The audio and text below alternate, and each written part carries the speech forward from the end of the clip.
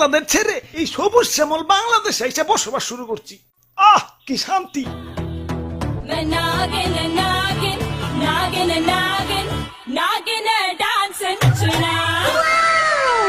আহ তোমার নাচে সন্তুষ্ট হইয়া তোমারে আমার 101তম বিবি বানাইলাম। যাও বাসর ঘরে অপেক্ষা করো, দুমাইয়া বংশ বিস্তার হবে। হুজুর বাংলাদেশে আইসা তো সেলিব্রিটি হয়ে গেলাম। আমগো কাছে তো কাঁচা বাদাম হিরো আলম ফেল। নেটে ঢুকলেই খালি আমগো ছবি। কও কি? তাইলে তো আমার একটা ইউটিউব চ্যানেল খোলা দরকার। কিরে রাত সবাই তো ফাঁকা ফাঁকা লাগতেছে কে? সেনাপতি কো? ও R15 কিনতে গেছে, লগে একটা গোপ্রো ক্যামেরাও। ও ব্লগিং শুরু করবো। আর মন্ত্রী কো? মন্ত্রী তো বিয়া করতে গেছে, কাপল ব্লগ শুরু করবো।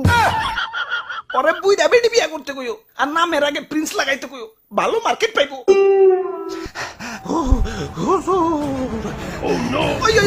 কি হচ্ছে? মাথায় পানি ডালো, পানি ডালো। পানি লাগবো না হুজুর, আমার রাসেল ভাই পাওয়ার এক খুপেছে। আমার রাসেল বইন পার এক বাড়িতে একে একে আমার রাসেল কাকু পার, মামু পার, জ্যাঠা পার, ফুফু পার, খালু পার, সব আমার চোখের সামনে খুন হয়ে গেল। কোনো মতে জান্ডা নিয়ে পলি আইছি, লেজের মধ্যে এরা বাড়িও খাইছি। দেখেন না লেজটা হুইল্লা গেছে। এত বড় স্পর্ধা আমার রাসেল ভাইপারদের হত্যা করে, ওরে আমি শুলে চড়াবো। এটা তো শুলে আটবো না, এটা তো ছোটখাটো জীব জন্তু না, আস্তা মানুষ। সামান্য মানুষ দিয়ে ভয় পাইলি? ওই যা ওরে কামড় দিয়ে 150 গ্রাম বিষ ডাইলা দিয়ে বাপের জন্মে যাতে সুজা না হারাইতে পারে। ওরা তো একজন না, পুরা বাংলাদেশের মানুষ হেইপা গেছে। আমরা তো মোস্ট ওয়ান্টেড ক্রিমিনাল। গলিতে গলিতে আমাকে পোস্টার লাগানো, ধরতে পারলেই 1.5 লাখ টাকা পুরস্কার। হাই হাই, ও কি এতক্ষণে? হুজুর এই মাত্র খবর পাইলাম, মন্ত্রী সাহেব বিয়ার আসরে বউ সুদ্ধা খুন হয়েছে, আর সেনাপতি R15 সহ আটক হয়েছে। তাও রামগো উপরে তো খেপছে কে? দেশে তো আরো সাপ আছে, অগরতে তো মারে না। সামান্য 150 জনের একটা গ্রুপ নিয়ে বাংলাদেশে আইছি, বংশ বিস্তারই করা পারতাছি না, এর মধ্যে সব শেষ দিয়ে দিতেছে। না এভাবে চলতে থাকলে তো বংশ নির্বংশ হয়ে যাবো। হুজুর ফেসবুকে ভাইরাল হওয়ার পর থেকে আমাকে মৃত্যুর হারারও বাইরে গেছে। বাংলাদেশের 1.5 বছরের বাচ্চাও এখন আমাকে চিনে, মানুষের সামনে পড়লেই খেল খতম। কি এলাকায় নতুন নাকি? আসো পরিচিত হই, আমি ধরা সাপ।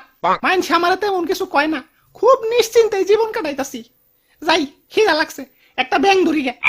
কিরে ও কি কয়ে গেল? হুজুর ধরা সাপরে কেউ মারতে চায় না, ও বলা প্রাণী তো মাফ করে দেয়। ওই বুদ্ধি একটা পাইছি, বাইসা থাকতে হইলে ধরা সাপ হইতে হইব। মানে মানে কিছুই না, আমাকে প্লাস্টিক সার্জারি করতে হইব। যাও এটা দক্ষ রুম মিস্ত্রি ডাইকে নিয়ে আও।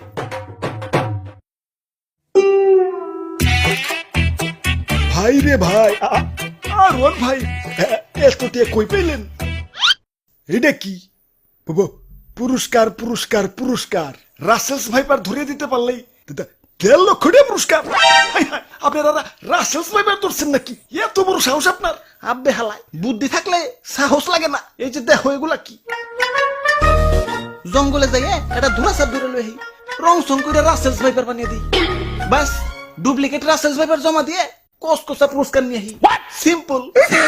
বাবা বাবা, সাবাস সাবাস।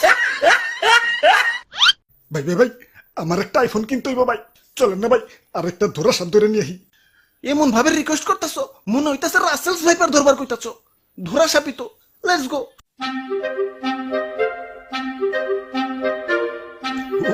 ওই যে ভাই, ওই যে এটা ধরা সাপ।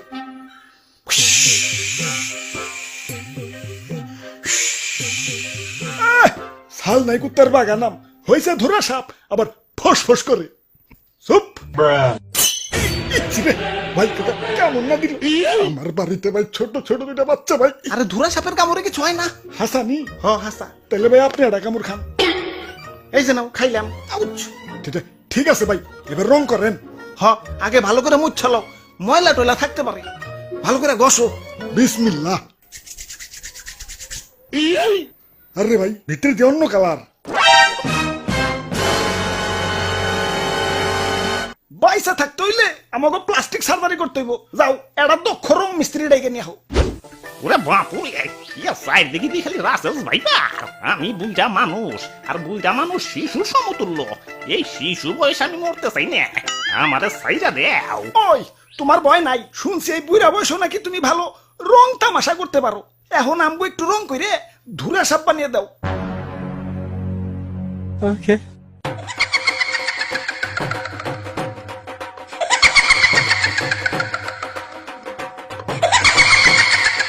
কে কাম হইছে এটা তো ধুরা সাপ না কে রাজানি রং কইরা ধুরা সাপ বানিয়ে দিছে खत्म bye bye tata good bye गया